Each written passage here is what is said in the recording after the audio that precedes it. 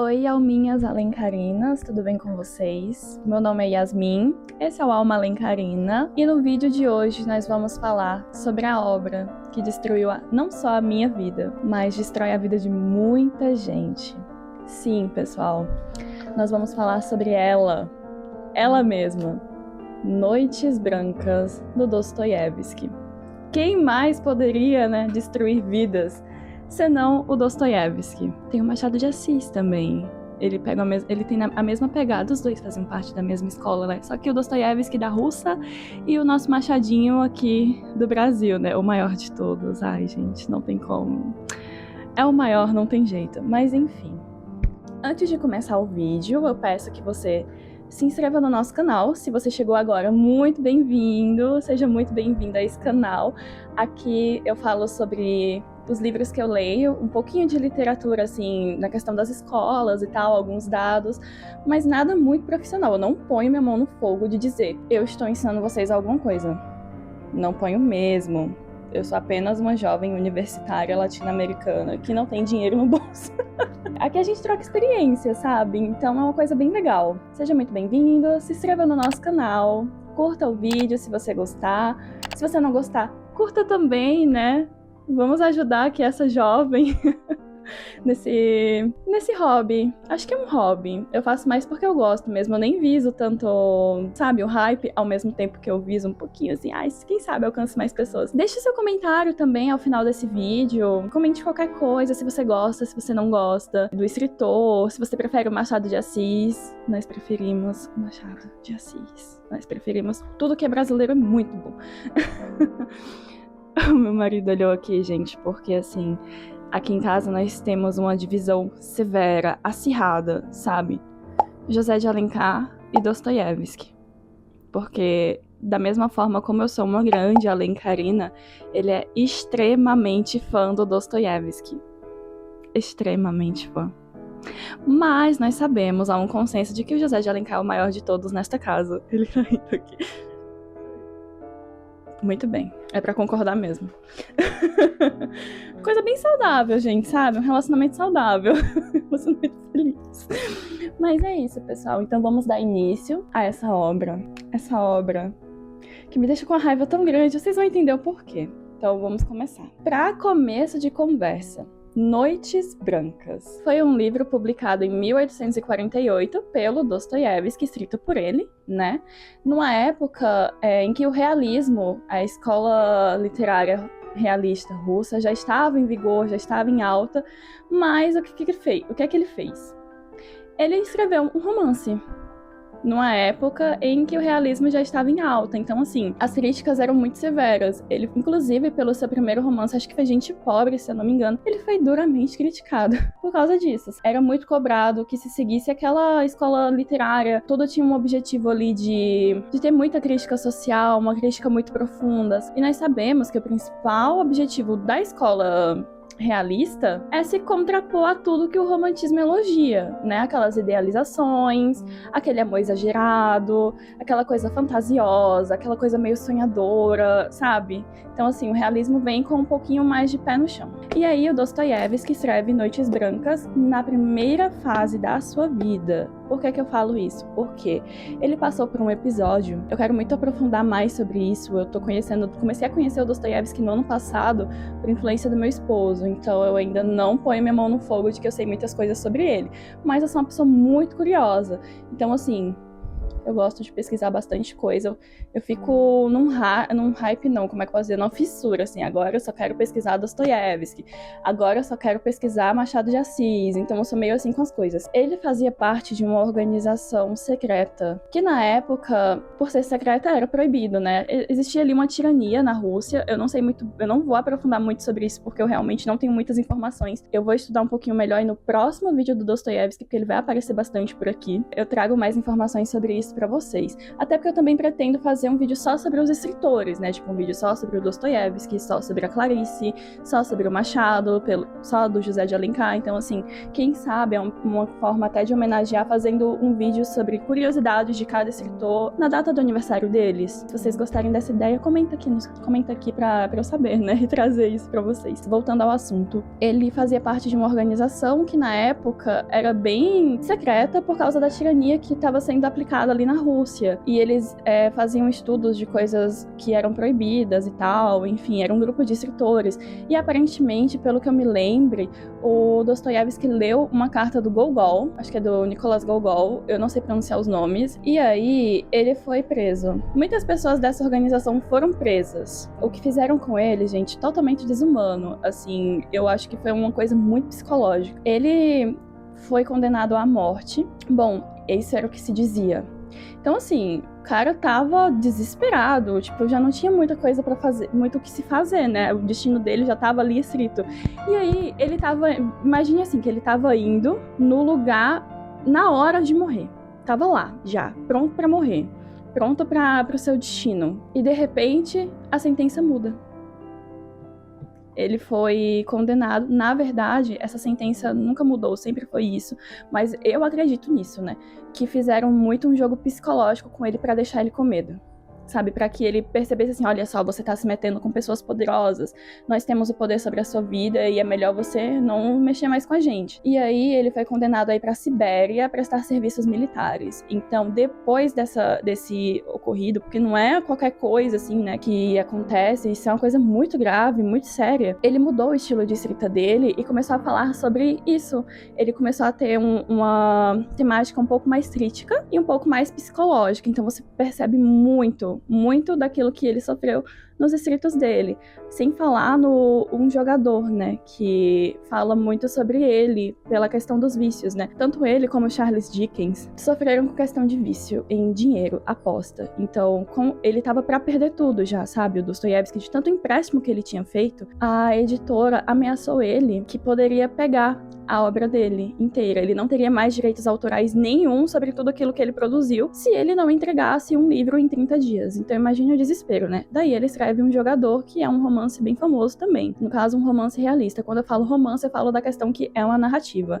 Mas nesse daqui, Noites Brancas, é um romance sentimental. Ele mesmo diz aqui na capa, tá? É um romance sentimental, a capa toda riscada.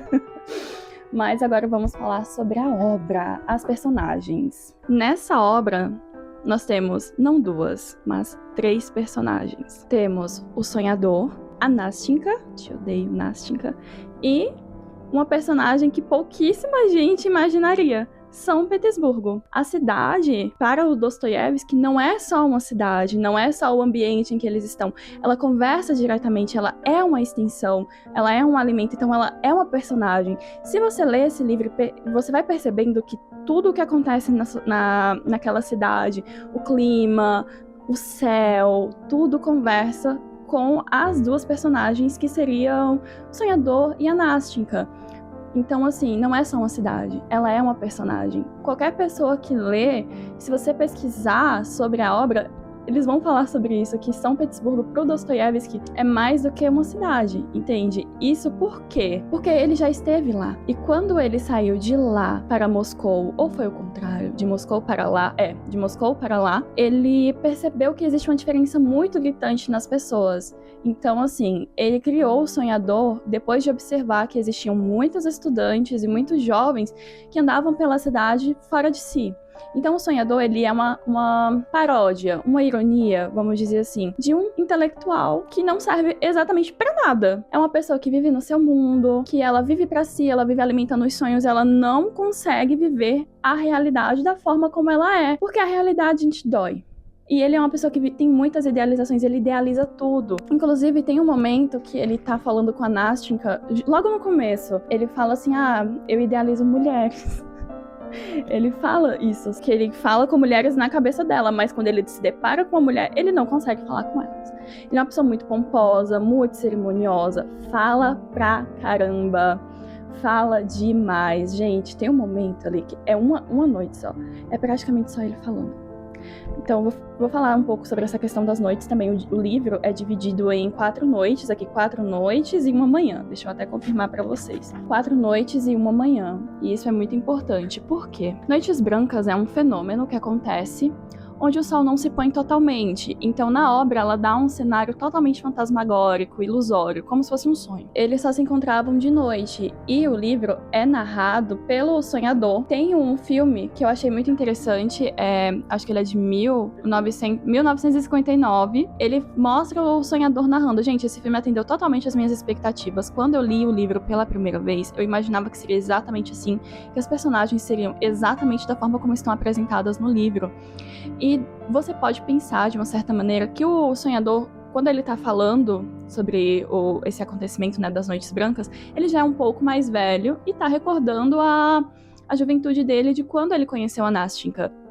Porque ele fala de diversas formas assim, se você soubesse como isso acabou, que desgraça que acabou, enfim, sabe? Ele fala como se ele estivesse ali num presente falando do passado. E esse livro aborda exatamente isso. Inclusive, a questão do fenômeno das Noites Brancas dá um efeito muito legal no filme. Ele é apresentado de uma forma bem interessante, assim, parece bem teatral. Vai estar alguns trechos desse filme por aqui na tela. A gente vai colocar o link dele aqui também para que você possa assistir no Drive. Ele é em russo, mas está legendado. É um filme muito bom, vale super a pena. Mas vamos lá. Continuando a falar sobre o sonhador. O Dostoiévski descreve ele como um ser neutro. Ele tá na sociedade, mas não tá. E eu acho, depois que eu fiz essa releitura, que na verdade não é que ele fosse invisível para a sociedade. Ele se sentia assim. E é um trecho que ele mesmo fala que ele tá tão assim imerso na cabeça dele, nas ideias dele, sonhando acordado ali, ele tá andando pela cidade, mas parece que ele não tá, e ele fala que ele não percebe que uma pessoa acabou de olhar pra ele, que uma pessoa acabou de sorrir pra ele. Então assim, ele se sente não parte daquela sociedade. Ao ponto de que quando começa o livro, ele já começa a falar assim, eu já conheço toda Petersburgo sem isso. Aí está porque me parecia que todos me abandonavam quando toda Petersburgo se levantou e partiu de repente para o campo. Então ele tá se deparando com as pessoas indo embora ali, a cidade mudando, sabe? E essa mudança para ele foi um choque. Então eu acho que o principal desafio da obra é ele realmente acordar para a realidade. Ele realmente perceber que não tem como ele viver uma vida só de sonhos. E isso é uma coisa que que a Nastinka, nesse sentido, ela é muito importante. Porque ela também se considera uma sonhadora. Uma pessoa que vive na cabeça dela, uma pessoa que vive no mundo dela, uma pessoa isolada de si. Os dois partilham desse ideal, dessa situação. Os dois são sonhadores, mas ela tem a sua realidade mais aberta. Você consegue entender por que ela é assim. Ele já não, ele sempre foi assim. Você não tem muitas informações sobre ele além daquilo que ele fala, ou seja, dos sonhos que ele tem, dessa vida fantasiosa que ele vive. E ela já apresenta a vida dela assim, tudo bem, com muitas coisas faltando, eu não defendo a Nastinka, ao mesmo tempo que eu também não defendo 100% o sonhador. Ele é uma pessoa muito desesperada. Mas se comparar a Nastinka, é um pouco mais humana. Ele chega a ser mais humano do que ela. E não tô dizendo isso porque ela é uma vilã. Não tem vilão nessa história. Mas porque vítimas também machucam. Entende? Os dois são vítimas das suas realidades. Mas ela tem uma coisinha um pouco mais maliciosa, no sentido de má mesmo, sabe? Então, assim, vamos lá. A Nastinka é uma moça, eu acredito que ela tem 17 anos na obra, enquanto o sonhador tem 26, 28, por aí. E o sonhador mesmo fala que nesses 26, 28 anos, eu não sei ao certo, eu vou confirmar aqui vai aparecer aqui mesmo a idade dele. Ele nunca conheceu ninguém, assim, nunca se relacionou com nenhuma pessoa, porque ele nunca viu essa necessidade. Então, quando ele conhece a Nastinka, ele percebe que, ao mesmo tempo que ele sempre esteve satisfeito com a sua realidade, isso agora incomoda. Aonde ele mora, gente, onde ele mora fala que é um lugar verde, é um quarto verde, e verde, nesse sentido, ele tem uma questão tipo de ser doentia, de ser problemática. Porque eu não imagino isso sendo uma cor adequada pra um quarto que a pessoa vai estar ali o tempo inteiro, sabe? E tem muita teias de aranhas ali já quase que fossilizadas, sabe? Muito antigas, e que a matriona, que é a pessoa que cuida de lá, nunca limpou. E como eu falei, mais uma vez, o cenário não é só um cenário. Ele conversa diretamente com o sonhador. Ele conversa com as emoções dele, uma pessoa que vive no passado. Teias de aranha, vocês entendem? Teias de aranha. À medida que esses sonhos são alimentados, ele sente mais dificuldade de se manter nessa condição de sonhador. Quando ele conhece a Nastya, ele acorda, porque ele percebe que ela é totalmente diferente daquilo que ele idealizou. Ele não conseguiria idealizar uma pessoa como ela. E ela é espontânea, ela ri, ela chora, ela é viva. Uma coisa que um sonho não tem a capacidade de ser, né? Você sonha com qualquer coisa, você controla aquilo que você sonha, né? Vamos dizer assim, quando você tá ali, deita e sonha acordado e tal. Mas ela não, ela é totalmente diferente daquilo que ele poderia criar. E assim, por que é que eu digo que ela não é uma vilã, ao mesmo tempo que ela não é inocente? Porque, gente, eu acho que as pessoas leem essa obra muito errado, sabe? Muitas vezes eu vejo, assim, que as pessoas ficam dizendo assim, mas a Nastya nunca mentiu pra ele. De fato, ela não mentiu, mas ela enganou. Existe uma diferença. Porque assim, quando eles se conhecem, ele já fica super empolgado, ele já fica super apaixonado, ele já começa a chamar ela de minha garota, minha Nastya. E ela pede uma única coisa pra ele, que ele não se apaixone por ela. E depois ela explica o porquê. Na verdade, a Nastya tá ali, quando eles se encontram, ela tá esperando o amor da vida dela voltar. Porque ele era um inquilino, ela conta a história dela, que a avó dela uma vez foi rica, mas agora ambas são pobres, e que elas dependem de um inquilino pra alugar o mezanino na casa delas, e nisso um jovem alugou e eles se apaixonaram, e ela era muito inocente, grave isso, ela era muito inocente e idealizou um amor com ele. Só que o carinha vai embora e ela tenta fugir com ele. Ele fala que não tem condições de sustentar os dois porque ele não tem dinheiro certo, ele é tipo um cientista, vamos dizer assim. E ele promete, ele fala que se for pra ele casar um dia vai ser só com ela, que só ela pode fazer a felicidade dele. Ele promete que em 1 ano ele volta, e se o sentimento dela não mudou, eles vão falar com a avó dela pra que eles possam se casar. Nisso, ela sabe que ele já voltou, já se passou 1 ano desde esse acontecimento. Eu tô ficando nervosa já que eu já tô ficando com raiva. E aí, ela tá esperando por ele, porque ele já tá lá, ela sabe que ele tá lá, ela explica por que ela sabe, porque alguém avisa, tá? Que ele já chegou, mas ele não aparece. Ele não vai falar com ela, ele deixa ela esperando e isso aflige muito o coração dela. Aí ela encontra o sonhador. E ela fala uma coisa muito interessante. Depois que ele fala que ele se apaixona por um ideal, ele fala assim, você não sabe quantas vezes eu me apaixonei. E ela pergunta por quê. E ele fala, por um ideal, por um sonho. Eu crio romances o tempo inteiro na minha cabeça. Então ele vai apresentando a vida dela. E aí, ela é esperta. Isso na primeira noite. Na segunda, eles voltam, eles conversam. Ele começa a contar a vida dele, o que seria um sonhador. Então ele faz todo o monólogo, assim, do sonhador. E é muito engraçado a Nastya falando assim, você fala como se você lesse um livro. E, nossa, que preâmbulo. Meio que vai dizer, nossa, como você fala, né? Você poderia simplificar um pouquinho mais. Ela fala assim, agora ficaremos juntos. Agora, o que quer que aconteça comigo, nós nunca nos separaremos. Agora, eu o conheço totalmente. Sei tudo. Ou seja, ela percebe que existe uma semelhança entre o que ele é e o que ela foi. Ela sabe que ele é da mesma forma como ela foi ali na época que ela conheceu o inquilino. Entende? Ela é esperta, ela percebe que ele é frágil. Ela percebe que ele gosta dela. Lá no final ela fala, eu já sabia que você me amava. Aí ela tenta dizer assim, mas eu pensava que... Reticências. Era de uma forma simples, reticências. Essas reticências são umas reticências duvidosas. Porque não é como se ela estivesse pensando ela tá pensando nas palavras, na verdade, pra tentar disfarçar. Entende? Porque assim, o que é que ela tem? Uma vaidade onde ela precisa se sentir desejada. É aí que ela erra. Porque ela alimenta. Gente, não digam que ela não alimenta os sentimentos do sonhador. Por quê? Se ela sabe... Pense comigo, vamos pensar pensamentos pensantes. Se ela sabe que o cara já voltou, que o cara jurou amor a ela e ela ama ele, por que diabos ela continua ali com o sonhador? Porque ela precisa ter um plano B, entendem? Tipo, se o cara desprezar ela, se o cara não aparecer, ela vai ter onde se segurar. Que seria o amor puro e verdadeiro do sonhador. E isso cria uma contradição lá na última noite, quando ela fala sobre isso, tipo, pra ele foi muito fácil desprezar um amor puro, alguém que só errou por tê-lo amado. Isso ela falando do cara. do inquilino. E depois ela faz a mesma coisa, ou seja, ela abandona o sonhador sem dizer uma única palavra, da mesma forma como o inquilino estava fazendo com ela enquanto ela estava esperando. Ela mandava cartas para ele, veja bem. Ela é esperta, ela conta a história dele, ela chora. Não tô dizendo, gente, mais uma vez, eu não tô dizendo que ela é vilã, mas eu tô tentando dizer que pessoas vítimas, elas também machucam porque elas estão frágeis. Então elas não sabem ao certo o que é que elas estão fazendo. Eu não tô dizendo que 100%, tá?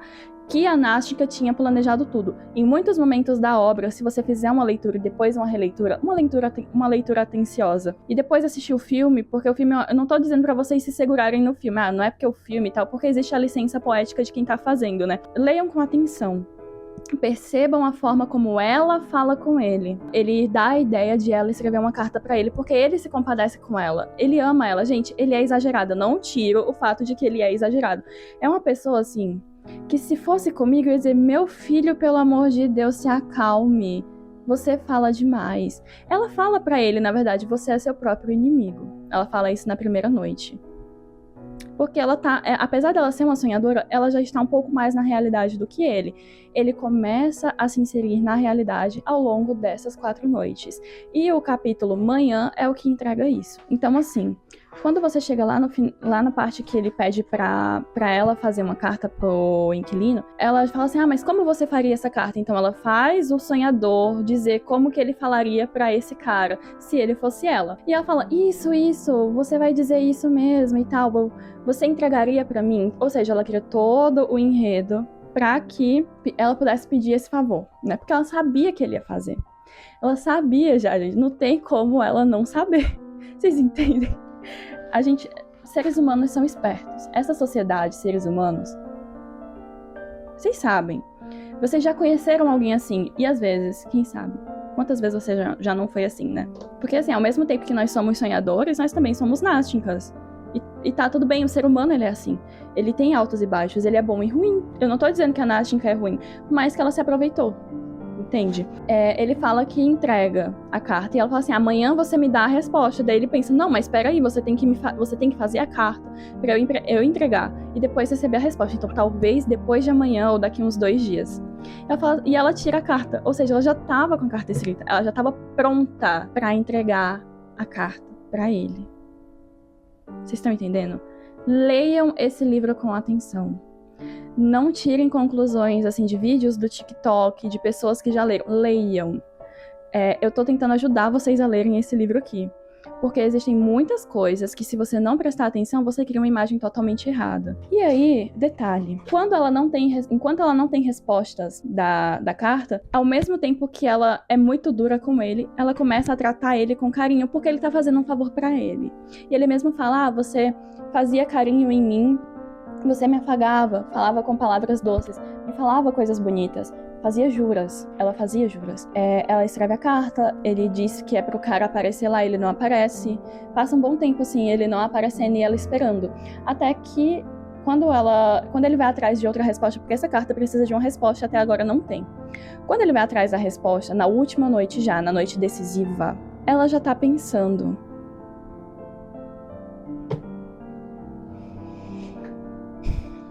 Ai, que raiva. Ela já tá pensando em entrar em um relacionamento com um sonhador. Ela começa a comparar os dois. Gente, ela começa a comparar os dois. Isso é de uma malvadeza muito grande. Porque ele não é como você. Você não me trairia, não é? Você não me abandonaria, não é? Você não faria o que ele tá fazendo comigo se fosse com você, não é? Gente, isso dói. Isso dói pra caramba. Principalmente porque ele não pode dizer o que ele sente. Muito embora ela já saiba, porque ele é muito expressivo nesse sentido, né? Ele berra, ele explode, né? De guardar o que ele tem dentro dele.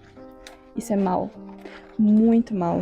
Gente, sem falar que ela começa assim. Escute. Estou um pouquinho despeitada pelo senhor não ter se apaixonado por mim. Gente, sério, por favor, né? Tente entender um homem depois disso, mas mesmo assim, senhor inflexível, não pode deixar de me elogiar por eu ser tão espontânea. Gente, o que é que ela quer? Ela quer que ele não se apaixone por ele, ao mesmo tempo que ela se sente despeitada por isso não ter acontecido, porque ela também fala que se fosse outro, já teria morrido de amores por ela. E fala, mas mesmo assim, mesmo que você não esteja se apaixonado por mim, você tem que me elogiar. É complicado. É complicado. E tudo bem, a Nástica só tem 17 anos. Ela é uma adolescente, uma jovem, o começo da juventude dela. Adolescentes são chatos. E aí você fala, mas ele tem 26 e tal. Mas entenda que ele, ao mesmo tempo que você pode entender a Nástica por isso também, entenda que ele vive num dilema de se sentir excluído. Ao mínimo de atenção que ele recebe, ele explode. Gente, vocês nunca foram assim com algum amigo? Nunca tiveram um amigo que quando ele tratava você o mínimo diferente, você já se sentia assim preocupado? Todo mundo já passa por isso, entende? Enfim, ela pede pra ele ir na casa dele, né, com qualquer notícia, que ele começa a consolar, gente. Embora ele goste dela, ele incentiva que ela continue gostando do outro. Então ele começa a consolar ela quando ele não aparece. Talvez ele não viu a carta, talvez ele esqueceu, talvez ele chegou um pouco mais tarde, talvez ele esteja vendo ela agora e daí aparece amanhã. E aí ela fala, tudo pode acontecer. O Senhor vai amanhã o quanto antes e se obtiver algo, imediatamente me informará. O Senhor sabe onde eu moro, não é? Mais um favor. Depois, de repente, tão carinhosa, tão tímida, parecia escutar atentamente o que eu lhe dizia. Ou seja, ela ficou tão carinhosa, tão tímida, porque ela acabou de pedir um favor pra ele. Pensa no Senhor. O Senhor é tão bom que eu seria de pedra se não sentisse isso. Sabe o que me veio agora à cabeça? Eu comparei o Senhor e o outro. Por que ele não é o Senhor? Porque ele não é como o Senhor. Ele é pior do que o Senhor, embora eu o ame mais do que assim. Gente, você não fala isso. Isso é desumano. Isso é muito desumano. Meu Deus. E enquanto isso, ele tenta. Ele tenta dizer, não, mas não deixe de amá-lo. Tipo, vocês têm muita coisa em comum. Entende? É meio complicado. E aí, ela continua falando, agora ficaremos para sempre juntos, não é verdade? Nós nunca nos separaremos. Eu o amarei da mesma forma como eu amo a ele.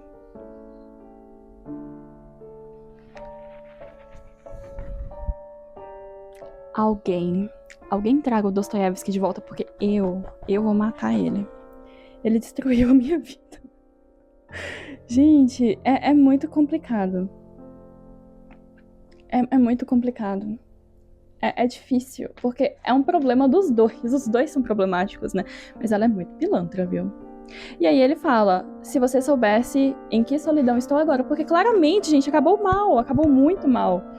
Então a gente chega na última noite, na quarta noite. Isso tudo que eu falei pra vocês é um passeio entre todas as 3 noites antecedentes a essa, que é a fatídica noite que todo mundo chora. Então nós chegamos na quarta noite, a fatídica noite, onde tudo acaba mal pro sonhador, né? Enfim, ele fala, ela tá lá esperando por ele, já ela chegou mais cedo, tá esperando pela resposta. E o sonhador fala que não tem uma carta, não tem uma resposta. E aí, ele fala, eu destruí a sua última esperança. Então ele começa a se preocupar, tipo, meu Deus, eu não tinha o direito de fazer isso, eu não tinha o direito de falar isso. Eu vou tentar falar com ele de novo. Ele começa a consolar ela, sabe? Ele fica desesperado, porque quando você ama alguém, você não consegue ver aquela pessoa triste. Então ele se desespera na tristeza dela. E aí entra, gravem essa parte, aí entra uma coisa. Não fale dele. Não diga que ele virá, que não me abandonou de forma tão cruel, tão desumana como fez. Como isto é cruel e desumano.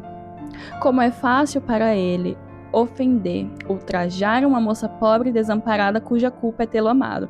Então aqui ela já tá, tipo assim, explodindo de raiva. Ela fala que até com a pior pessoa do mundo se tem compaixão e ela não recebeu nada disso, né? Então ela começa assim, ele desespera, né? Ele fala assim, eu vou lá, eu vou obrigar ele a te respeitar, a dar uma resposta pra você e tal. E aí ela fala que não vai mais escrever carta, que não quer mais que ele vá lá, porque ela já não o ama mais, não o conheço, não o amo mais, eu o esquecerei. E aí ela fala, escute, o Senhor não agiria assim, não é? Não abandonaria aquela que veio até o Senhor, não zombaria de seu débil e tolo coração com tamanha insolência, não é? O Senhor a pouparia, não? Consideraria que ela estava sozinha, que não sabia guiar-se por si mesma, que não sabia proteger-se contra esse amor, que não era culpada. E aí ela começa, gente, ele começa a se declarar pra ela daí, porque ele fala que isso tá ferindo o coração dele.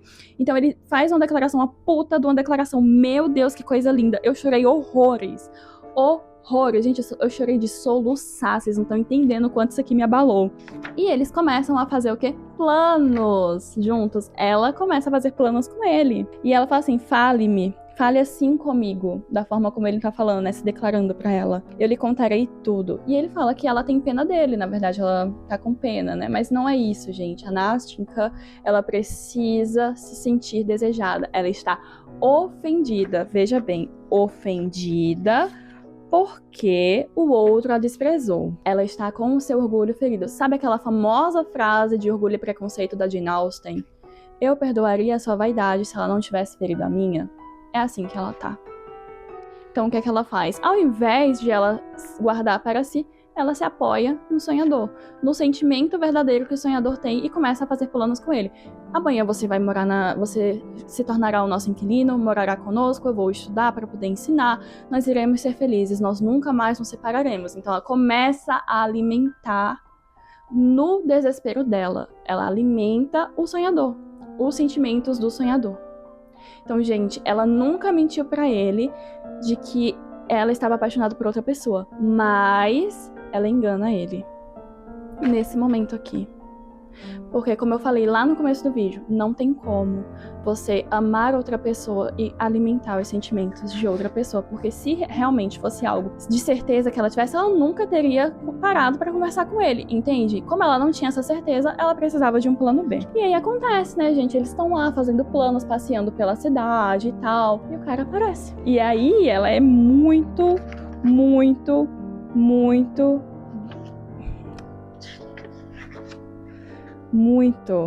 Ele fala, vou ler pra vocês, porque nós estamos falando sobre a obra, então, né, eu vou deixar um aviso de spoiler ali no começo do vídeo. Deus, que grito! Como ela tremeu! Como escapou das minhas mãos e voou ao encontro dele. Fiquei parado, olhando para eles, como morto. Mas ela mal lhe deu a mão. Mal lançou-se em seus braços e de repente virou-se novamente para mim. E antes que eu recobrasse a consciência, envolveu meu pescoço com ambos os braços e me beijou calorosa e intensamente. Ela já tava com o carinha lá, o inquilino. Ela vai até ele, depois volta pro sonhador e dá um beijo nele. Gente, acabou. Aqui já acabou, aqui... Entende? É um problema. E ela fala momentos antes que ela não é inconstante. Ela fala assim, não queira pensar que eu sou inconstante, eu amei por 1 ano e não traí ele sequer em sentimento. Mas ela só amou o sonhador por 2 minutos, vamos dizer assim. Olha como ela não é inconstante. Essa menina é doida, tem que internar ela. Vocês entenderam? Ela é louca, gente. Ela é louca. Nossa, como ela é muito constante, né? Uau! Mas claro, eu entendo que essa questão, tipo, ela nem hesitou em voltar pra o amado do coração dele. Isso realmente, enfim, né? Mas vocês entendem que existe um problema ali. Ela usou ele. Esse é um problema. E eu até escrevi aqui, sem me dizer uma palavra, da mesma forma que o outro fez com ela. Como é fácil pra ela, né, ultrajar o sentimento de alguém que só queria amá-la. Trocando ele, assim, imediatamente. Escolhendo, tipo, como se ele fosse uma bolsa que ela pega aqui. Ah, mas essa daqui não combina. E escolhe outra. Vocês entendem? É complicado. Então, na manhã seguinte, que seria já a questão da importância aqui, né? Amanhã, o capítulo Manhã reflete sobre o fato de que ele já se coloca na situação de que ele não pode mais voltar ao passado. Ou seja, ele não pode mais continuar vivendo de sonhos depois de tudo aquilo que ele viveu. O clima conversa muito com o personagem, como eu falei, porque enquanto ele estava feliz ali, eles estavam planejando, ele fala pra ela assim, olha só, amanhã será um dia lindo. Fará sol, olhe. E aí, na verdade, na manhã seguinte está chovendo, porque depois de tudo que aconteceu, né? Ele já tá acordado pra realidade, ele já percebe que não tem mais como ele voltar a viver de sonhos. E ele recebe uma carta dela, onde ela se desculpa, e eu acho muito pilantra essa carta, tá? Muito pilantra, veja bem. Enganei o Senhor e a mim mesma. Pronto, aqui ela já assume que enganou ele, gente. Não tem como discutir uma vez que ela assumiu, tá? Ela assumiu, então não defenda. Ela assume que engana ele. Não me acuse, pois não mudei nada em relação ao Senhor. Eu disse que iria amá-lo e agora o que eu sinto é mais do que amor. Se eu pudesse amar os dois ao mesmo tempo, se o Senhor fosse ele. Preciso falar mais alguma coisa? Pois bem, não vou falar nada. É uma égua. Ai, meu Deus, eu odeio ela. Odeio ela. Ai, se eu pudesse. Se ela existisse de fato. E aí ela pede pra que ele não se afaste dela, pra que ele vá visitar ela, pra que ele deixe que ela visite que ela o visite com o seu amado e tal. Você vai gostar dele também, não vai? Você faria isso por mim? Entende? É complicado, gente. E aí ela fala: ame-me, não me deixe. Eu o amo tanto nesse momento porque sou digna do seu amor. Porque mereço esse amor, meu querido amigo. Caso-me com ele na próxima semana. Ele nunca nunca se esqueceu de mim, ele voltou apaixonado. O Senhor gostará dele de verdade, não é? Perdoe, lembre-se e ame a sua Nástica. Ou seja, ela pede pra que ele continue amando ela, apesar dele estar com outro. Gente, não tem como. E aí, o final é uma coisa bem interessante, né? Que a matriona, ela fala: eu já tirei toda a teia de aranha do teto. Agora você já pode casar, convidar umas visitas, agora mesmo. Eu já tirei todas as teias do teto. A vida dele foi transformada. Vocês entenderam isso? É incrível. Ele já não é mais a mesma pessoa. Ele já parou de sonhar. Ele já parou de viver no passado. Já tirou as teias do teto. Você já tirou as teias do teto da sua alma e do seu coração, da sua vida? É uma coisa a se pensar. E aí, gente, o final é belíssimo. Belíssimo, belíssimo. Porque mostra que o amor dele é muito puro. Então, assim, existe uma frase muito comum que as pessoas dizem que quando o amor é verdadeiro, vira ódio. Mas o dele não vira, ele não se sente no direito de amaldiçoar ela. Então o livro termina com ele rogando bênçãos na vida dela. Que seu céu seja sempre claro, que sua vida seja feliz. Abençoada seja você pelo momento de júbilo e felicidade que concedeu a um coração solitário e agradecido. Meu Deus, um momento inteiro de júbilo. Não será isto o bastante para uma vida inteira? Essa é Noites Brancas. Perfeita. Um livro, uma obra perfeita, uma obra sensível, uma obra maravilhosa, uma obra que destrói a gente, que destroça. Eu entendo, é um livro 8 ou 80.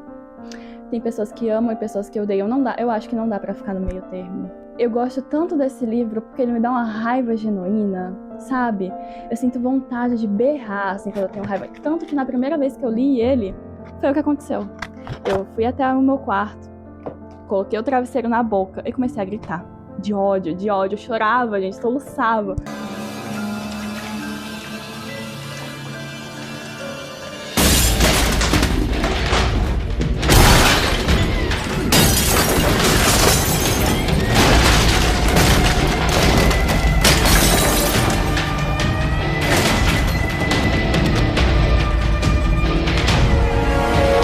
Meu marido ficou de cara, assim.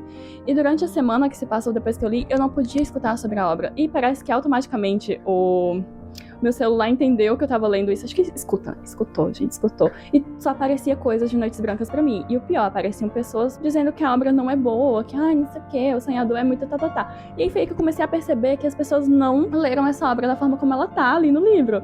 Tipo, que as pessoas simplesmente cagaram pro fato de que a Nástica alimenta, assim, os sentimentos do sonhador. A gente acabou de ver, eu li pra você alguns trechos, tem muito mais.